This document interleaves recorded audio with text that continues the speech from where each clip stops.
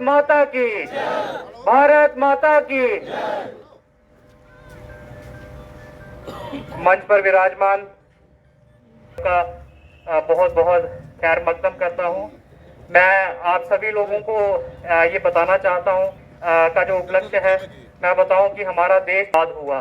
फिर इस आज़ादी को आकार में लाने के लिए में 2 साल और 11 महीने लगे थे। और ये जो हमारा संविधान था, ये बाबा साहेब भीमराव अंबेडकर जी ने लिखा था। और मैं आप सब लोगों को ये बताना चाहता हूँ कि ये पूरी दुनिया में सबसे एक बड़ा और सबसे एक स्पष्ट जो संविधान था, ये लिखा गया था। और ये हिस्ट्री में भी आप इसको पढ़ सकते हैं। मैं आपको बताना चाहता हूं कि जम्मू कश्मीर का जो हमारी स्टेट थी जम्मू कश्मीर, इसका एक इतिहास रहा है जब भारत के साथ। जब आज़ादी के बाद जब अंग्रेज़ों ने जब देखा कि अफरा तफरी का माहौल है, जब हिंदुस्तान और पाकिस्तान 2 मुल्क बन रहे थे, उस टाइम जम्मू कश्मीर की लीडरशिप, जम्मू कश्मीर के आवाम ने ये फैसला किया कि हम गणतंत्र भारत के साथ जाना चाहते हैं। और हम महात्मा गांधी जैसे जो हमारे सेकुलर लीडर, जो जवाहरलाल नेहरू जैसे जो हमारे प्रधानमंत्री जो बनने वाले थे, उनके साथ हमने हाथ मिलाया था। और आज का अगर मैं आपको सूरत हाल बताऊं तो जो ये फिरका प्रस्त ताकतें, जैसे हमारे सीनियर हजरात जगदीश भारद्वाज जी ने कहा कि ये हम लोगों को जातिवाद के नाम पर, धर्म निरपेक्षता के नाम पर और बड़ी सारी चीज़ों के नाम पर ये हमें तकसीम करना चाहते हैं। जो हमारा गुलदस्ता है जम्मू कश्मीर का, एक जिसमें हिंदू भी रहता है, मुसलमान भी रहता है, सिख भी रहता है और इत्तेहाद भी रहता है, ये उस गुलदस्ते को तकसीम करने की कोशिश जो ये फिरका प्रस्त ताकतें कर रही हैं। मैं आज इस मंच से उन फिरका प्रस्त ताकतों को जवाब देना चाहता हूँ कि आपके दिन वो गए। आपने जब जब चाहा, क्योंकि जब आज़ादी के समय पर भी आपने अंग्रेज़ों के पीठ में के पीछे जाके आप छुप गए थे। जब हमारे भगत सिंह जैसे स्वतंत्रता सेनानी, चंद्रशेखर आज़ाद जैसे स्वतंत्रता सेनानी, जब ये अपने लहू का अपना बलिदान दे रहे थे, अपना लहू बहा रहे थे, तब ये आरएसएस के जो चमचे चेले चपाटे थे, ये उनके साथ चाय पे चर्चा करते थे। ये बड़ी शर्म की बात है। आज जो नेशनलिज्म का पाठ ये लोग हमें पढ़ाते हैं कि ये नेशनलिस्ट है, ये एंटी नेशनल है, ये गद्दार है, तो ये वफादार है।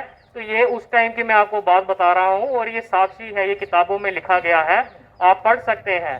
ये आरएसएस के जो चमचे आज नेशनलिस्ट बने हुए हैं, जो हिंदू राष्ट्र बनाने की बात करते हैं, ये उस टाइम पे अंग्रेजों के साथ मिले हुए थे और उन्हीं की पॉलिसीज को ये आगे इंप्लीमेंट कर रहे थे। और आपकी जानकारी के लिए मैं बताऊं कि जिस तरह अंग्रेजों ने डिवाइड एंड रूल की पॉलिसी करके यहाँ पे हिंदुस्तान और पाकिस्तान का बंटवारा किया था, उसी के नक्शे कदम पर ये आरएसएस वाले चल रहे हैं। आप अपने जम्मू कश्मीर की बात के बंदों को अलग ये तकसीम करते हैं और राज करते हैं। लेकिन मैं आपको बताऊं, ये मुबारक अब्दुल्ला साहब ने जो नारा दिया था, वो हमारी एकता को देखते हुए दिया था। हमारे जो गणतंत्र भारत के साथ जो हमने हाथ मिलाया था, वो उस भारत के साथ हमने हाथ मिलाया था जिसमें हिंदू को भी उतना अधिकार है रहने का जितना मुसलमान को है, जितना सिख है और जितना क्रिश्चियन को है। मैं आप लोगों से ये मौजमाना गुजारिश करना चाहता हूँ कि इन फिरका प्रस्त ताकतों को दरकिनार कीजिए और सेकुलर फोर्सेस के साथ हाथ मिलाइए। और हम देख ही रहे हैं कि हाल ही में जैसे वर्मा साहब इलाके इलाके में जा रहे हैं, जिस तरह से लोगों का रिप्रेजेंटेशन इन्हें मिल रहा है। और मुझे उम्मीद है कि आने वाला जो समय होगा वो हम गरीब लोगों का समय होगा, हम जो पिछड़े हुए लोग हैं उनका समय होगा, हमारे जो SC ST सेल के जो लोग हैं उनका समय होगा। और फिर से इन लोगों के घर में खुशहाली आएगी। और मेरे नौजवान साथियों को मैं खासकर पे ये अपील करना चाहता हूँ कि आप लोगों ने जो पिछले 6 साल अफरा तफरी का माहौल देखा, जिसमें नौकरियों के नाम पर आपके साथ जिस तरह से इस सरकार ने खिलवाड़ किया, जिस तरह से हम लोगों को बेवकूफ़ बनाया गया। और अभी जो हमारी UPSC की जो एज लिमिट थी, जिसके ऊपर इन्होंने अभी फिर दोबारा वार किया, उसको 38 से घटा के 32 कर दिया गया। एज लिमिट वो कंपनसेशन को कम, रिलैक्सेशन कम कर दी गई। मैं आपको ये बताना चाहता हूँ कि वो दिन दूर नहीं जब मेरे कायदे कारवां जनाब उमर अब्दुल्ला साहब की सरकार होगी। ये जितने भी जो अनकॉन्स्टिट्यूशनल कानून यहाँ पर लागू किए गए हैं इनको फुली तौर पर जो है वो रद्द किया जाएगा और शादी का वक्त आएगा। मैं इतने ही बात करने के साथ अपनी जो बात है मैं उसको ख़त्म करता हूँ और मैं अपनी तंजीम से गुजारिश करूँगा कि वो आगे इस प्रोग्राम को करें और हमारे लोग बैठे भी हैं काफ़ी देर से, तो जो झंडे का जो हमारा प्रोग्राम है इसको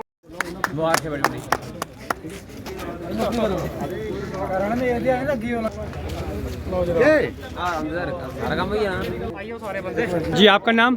अजीत सिंह।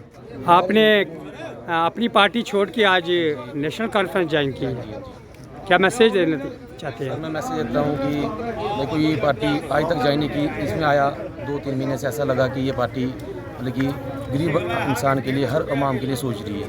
तो हमने सोचा चलो इस पार्टी के साथ हम बाकी अवाम को भी अपने साथ ले चले। अपने बाकी जितने भी मेरे दोस्त हैं सबको मैं यही सलाह देता हूँ कि अच्छी पार्टी एनसी पार्टी अच्छी पुरानी पार्टी है, तो सभी मतलब कि इसमें सहयोग दें। धन्यवाद। ठीक है, इधर नेशनल कॉन्फ्रेंस नारे लगाते हैं लोग। नारे लाओ। नेशनल जिंदाबाद, नेशनल कॉन्फ्रेंस जिंदाबाद।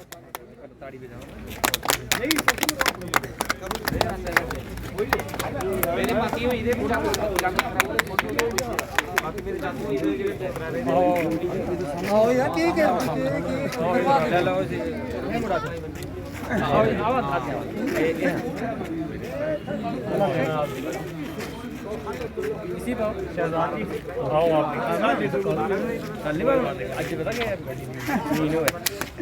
दिवस का।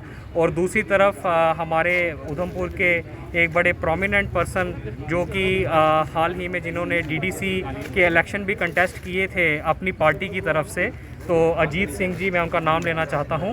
आज उन्होंने अपने तमाम साथियों के साथ नेशनल कॉन्फ्रेंस का दामन थामा है और जहाँ तक सवाल है इनके कार्यकर्ताओं का, तो इन्होंने जो हमारी जमात है उसकी लीडरशिप पर कायदे सानी डॉक्टर फ़ारूक अब्दुल्ला साहब पर, कायदे कारवां जनाब उमर अब्दुल्ला साहब और हमारे प्रांतीय प्रधान जनाब देवेंद्र सिंह राणा साहब की सरपरस्ती में चलने का जो फ़ैसला लिया है, मैं इन सब लोगों का खैर मकदम करता हूँ और इनका स्वागत करता हूँ अपनी हमारी नेशनल कॉन्फ्रेंस की जमात में।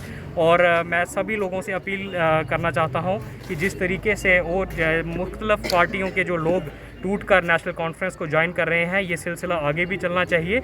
और मैं आपको ये यकीन दिलाना चाहता हूँ कि आने वाले समय में नेशनल कॉन्फ्रेंस जो एक सबसे मजबूत जमात के तौर पर उभर कर सामने आएगी और जो हमारे जो लीडर्स हैं जनाब फ़ारूक अब्दुल्ला साहब और हमारे जो कायदे कारवां उमर अब्दुल्ला साहब के हाथ और ज़्यादा मजबूत हम करेंगे डिस्ट्रिक्ट उधमपुर में।